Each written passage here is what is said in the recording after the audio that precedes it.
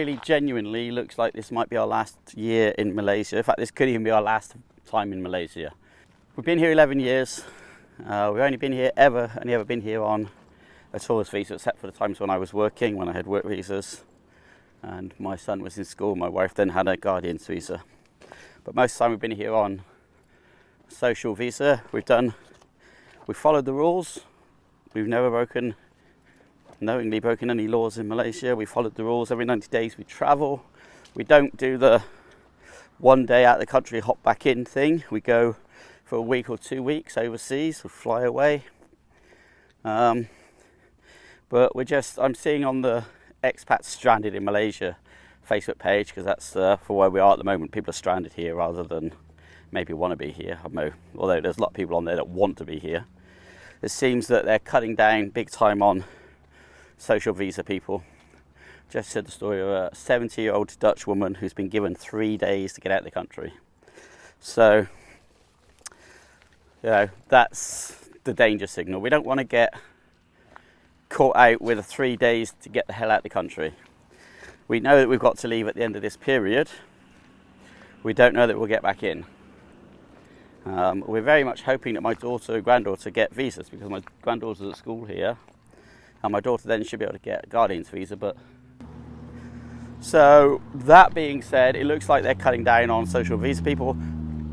I'm not complaining, as opposed to I am complaining because obviously it affects us, and I'm upset that we have to leave because we love it here. But I'm not complaining because every country has a right to police its borders and utilise those rules to the best of its ability for the best of the country. However, I would wonder if it's for the best of the country. If we take our example as just an example. We've been here 11 years.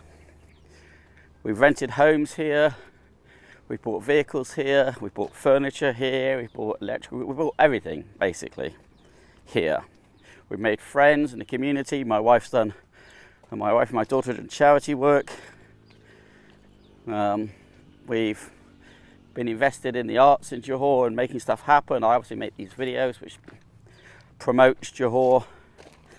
By my estimates, we've spent in the 11 years probably 2 million ringgit. Probably that. We have no political power. We don't want any. But Malaysia seems to think that we're not the kind of people they want here. And I mean, if you multiply us by multiple thousands of people, that's a load of money walking out the country. We're going to look at the Philippines. I have family in the Philippines. My brother-in-law lives there. My mother-in-law lives there. You've seen us in Tagaytay. My eldest son just married a Filipina. Hi, April.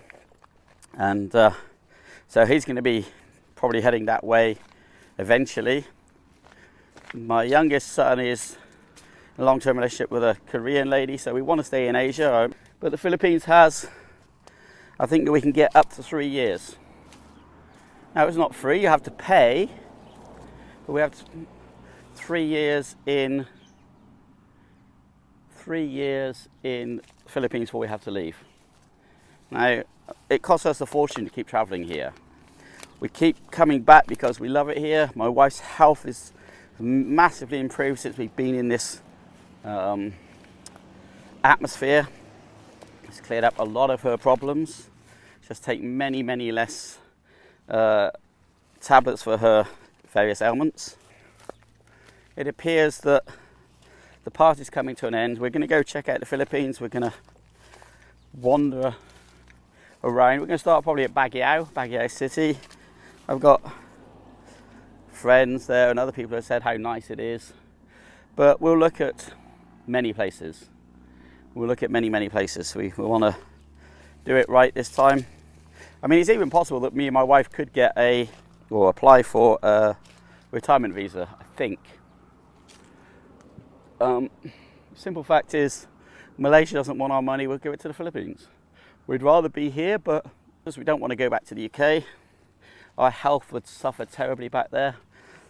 Cold and wet and miserable atmosphere. So we are going to have to seriously, at the end of this period, go check out other places and start making plans.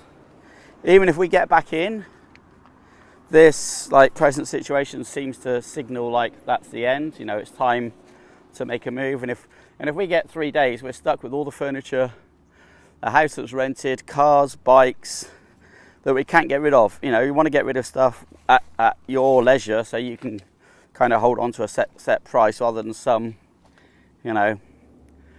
taking advantage of the fact that you're desperate and lowballing you non-stop. So that is what we intend to do. I mean, ideally, if my daughter and granddaughter can get visas and me and my wife still can't stay long term, we can go away for a month at a time, come back and stay for a couple of months, go away for a month at a time, come back and stay for a couple of months. I mean, that makes it worth our while to continue renting a house here.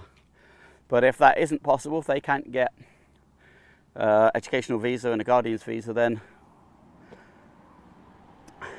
the Silver Fox family will pack up and we will go somewhere else, get out of Dodge. We hope it doesn't come to that, but it looks like it is. The government have never kind of done anything for people like us. They have a thing called MM2H, which is I think a 5-year visa, but it's just like the whole organisation of that is rubbish. It takes 6 to 12 months to get. We can't get it because you have to have a certain amount of income from the UK.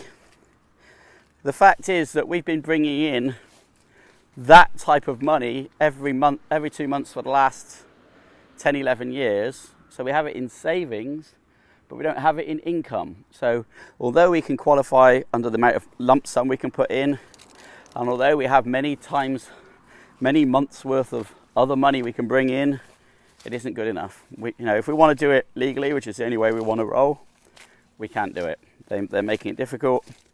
So our only option is get out of Dodge. So you'll probably see me get more and more stressed and more and more depressed as we get closer to that kind of decision time.